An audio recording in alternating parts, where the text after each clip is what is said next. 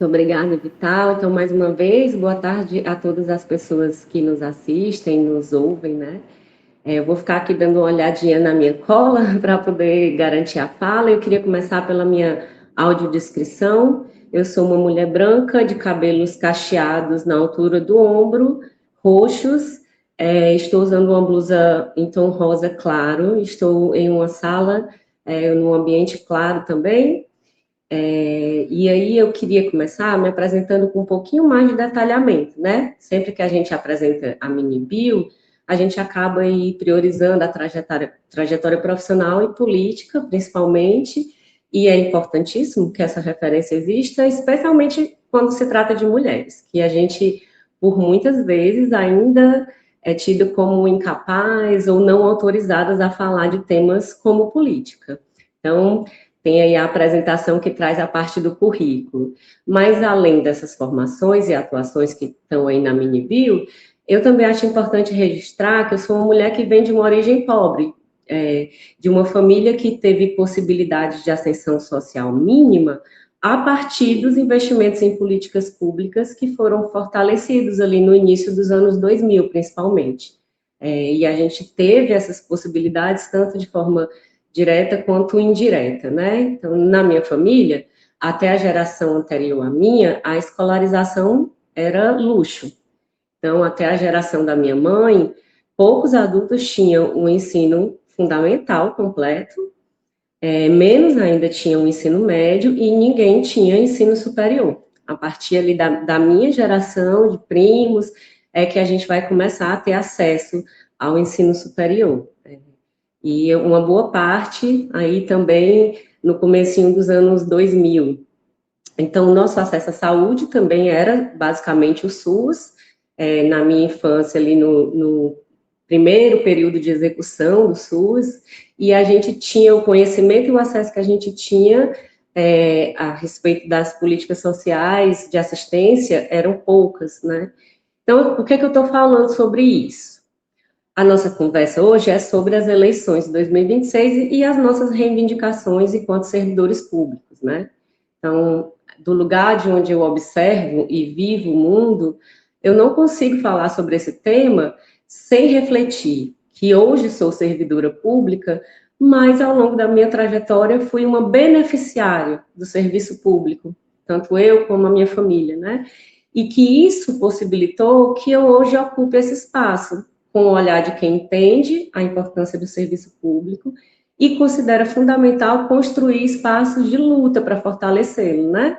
Bem como direcionar minhas escolhas a representantes que estejam nesse lado da luta, né? Da luta que defende o serviço público. Então, acabou aí que dentro dessa trajetória também me envolvi com o movimento sindical, por entender que é um espaço que está ali à frente dessa luta pela garantia dos direitos dos trabalhadores, no nosso caso, dos trabalhadores da educação pública federal.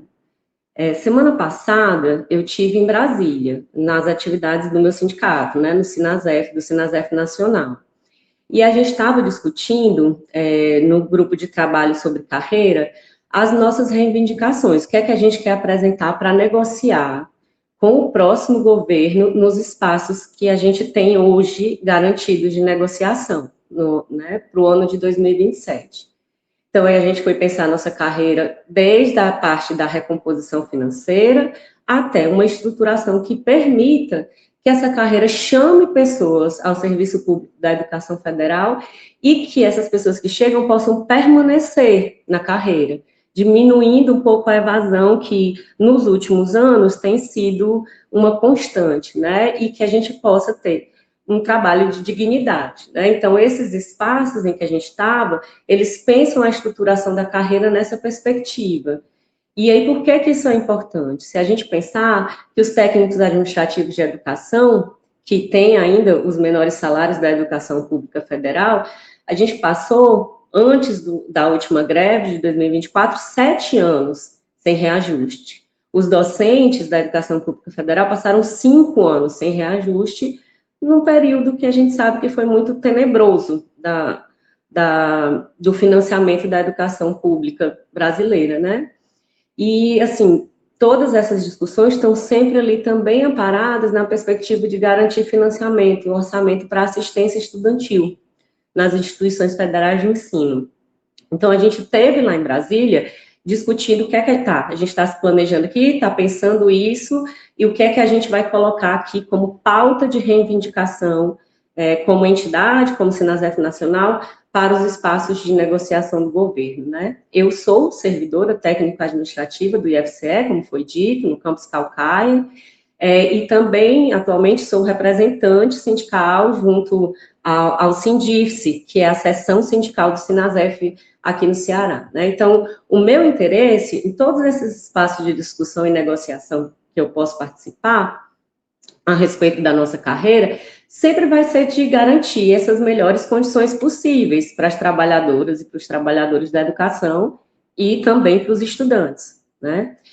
Mas aí, quando eu fui refletir a respeito desse tema, né, das reivindicações, das eleições e reivindicações dos servidores públicos, eu penso que tem uma pergunta que precede essas questões que a gente discutiu ali no grupo de trabalho, né, de carreira, e de outros fóruns, todos os espaços de discussão também, né, das nossas condições de trabalho como servidores públicos. Será que a gente vai ter espaço de negociação com o governo em 2027 sobre nossas carreiras? Porque, assim, a depender de quem a gente eleger nesse pleito que se aproxima, a gente não sabe se esses espaços de negociação estarão garantidos. Inclusive, a gente passou recentemente por um período histórico em que esses espaços não existiam. Né? Assim, eles não foram abolidos, mas eles não estavam ativos. Então, a gente passou alguns anos sem conseguir qualquer perspectiva de negociação com o governo que entendia que o serviço público era algo que simplesmente atrapalhava o funcionamento do Brasil, né? E aí, será que a gente vai ter esses espaços em 2027? Porque dependendo, a gente vai receber um calhamaço de decreto que vai limitar a nossa atuação e as nossas possibilidades de existência, e ter que ficar calado, inclusive com diminuição de direitos, como chegou a acontecer, né? Então, quando a gente, sociedade e a gente, servidor público, for escolher a respeito de quem a gente quer ver, né, naquelas cadeiras dos espaços que decidem o nosso destino, e aí, como o Tal falou, a gente vai ter eleição para deputado federal, para senador, para governador e para presidente. É importante que a gente tenha compreensão que se esse representante em quem eu vou votar, que eu vou eleger, não entende o serviço público como essencial, se tem uma orientação direcionada ao Estado mínimo, né, a mínima garantia de direitos para os cidadãos, que necessariamente vai desembocar em privatizações, se considera a existência de servidores e servidores públicos como uma mera oneração da folha de pagamento, esse tipo de representante não oferece nenhum espaço para a gente pensar sequer em negociar. A gente, talvez, com uma pessoa que tem essa perspectiva, a gente não consegue sentar para uma negociação, né? Ah, mas aí como é que eu vou saber se essa pessoa tem esse posicionamento ou não? Então, quantas vezes, antes de votar, você procurou saber qual é o programa, quais são as propostas, quais os caminhos para a execução dessas propostas que o candidato ou a candidata em que você vai votar apresenta? Você já pegou esse programa antes das eleições? Conseguiu identificar se essas propostas estão alinhadas com o Serviço Público Federal, com a defesa da existência do serviço público? Se essas propostas existiam, se a perspectiva era essa, o que se propõe dá para ser executado? O que está lá dá para ser executado? É uma coisa viável? Porque assim, também não adianta ter lá no programa uma proposta, vamos estender o salário de todos os servidores públicos, vai ser de R$ 100.000 por mês a partir da data tal. Se isso não é uma coisa que pode ser executada. Então, não é só a questão do alinhamento com a manutenção e com a qualidade do serviço público, mas um alinhamento que possa ser executado efetivamente. Então, depois, e aí pensando assim, depois, né, não, já peguei, sempre faço isso, acompanho o programa.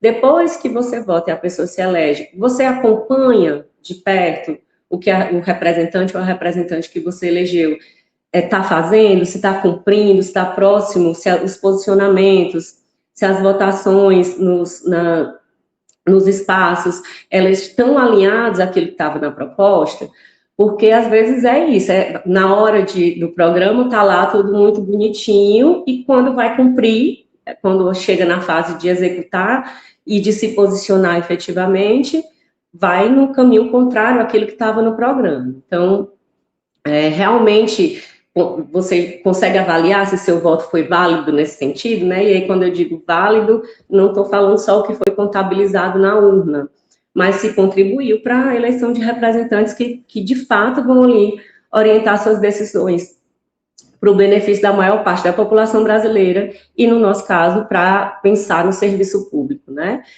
Então, é importante lembrar, nesse contexto, que a gente vai ter eleição para muitos cargos, né? E que muitos não, né? Mas, enfim, para cargos que são do executivo e que são do legislativo. Então, também não adianta a gente pensar em eleger um executivo que está alinhado com o nosso pensamento, com a defesa do serviço público, e eleger um legislativo que não vai legislar em torno disso.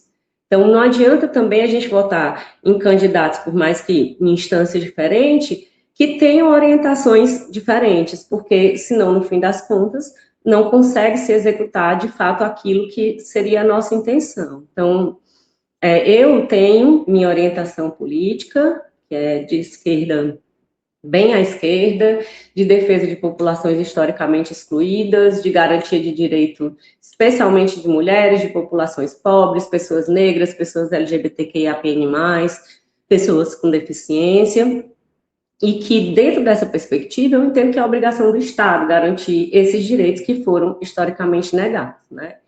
E é justamente com a execução das políticas públicas que esses direitos são garantidos. Não tem como executar política pública sem servidor público e sem servidor público valorizado e trabalhando com dignidade.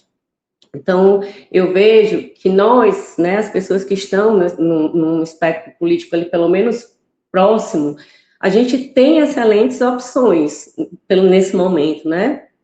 Pelo menos aqui no nosso estado, algumas pré-candidaturas que realmente estão comprometidas com o serviço público. Isso pode ser que, assim, não se garanta, né, 100% que a gente vai conseguir chegar onde a gente quer, mas é diferente conseguir, pelo menos, negociar a esse respeito. Então, e eu acho importante a gente refletir que a gente veio aí de um movimento nas universidades e institutos federais, grevistas, muito forte em 2024, em que a gente aproximou muita gente dessa luta pelos direitos dos servidores públicos, no caso, estou falando especificamente da educação, mas que a gente precisa manter isso vivo e precisa pensar. E aí, nesse MAC, inclusive, o Vital até já citou, de um cenário em que vai ter uso de inteligência artificial à torto e à direito, então a gente precisa realmente estar seguro de que as pessoas que a gente vai eleger para os espaços, elas vão estar comprometidas com aquilo que nós precisamos como servidoras e como servidores públicos. A gente sabe que tem aí castas políticas com quem a gente não vai conseguir negociar e que vão fazer de tudo para diminuir todos os direitos que a gente consegue com muita luta, né? Então, a gente precisa pensar, se preparar para avaliar quem a gente quer nesses espaços de representação. E eu acho muito importante ressaltar, pronto, assim, eu acho importante aí um alerta especificamente à mulherada, né? Nós, servidoras públicas, a gente tem visto recentemente uma campanha muito forte contra o voto feminino. Não é curioso que essa campanha exista justamente quando a gente se torna maioria do eleitorado? Então, no momento em que o voto feminino vai ter um peso substancial nas eleições, inicia-se uma campanha que às vezes parece coisa de ficção, né, de distopia, mas uma campanha para que o voto feminino não exista. Então, como cidadãs, como servidoras, é nosso papel exercer esse voto da forma mais responsável possível. Então, eu trago essas reflexões para a gente iniciar aí a conversa.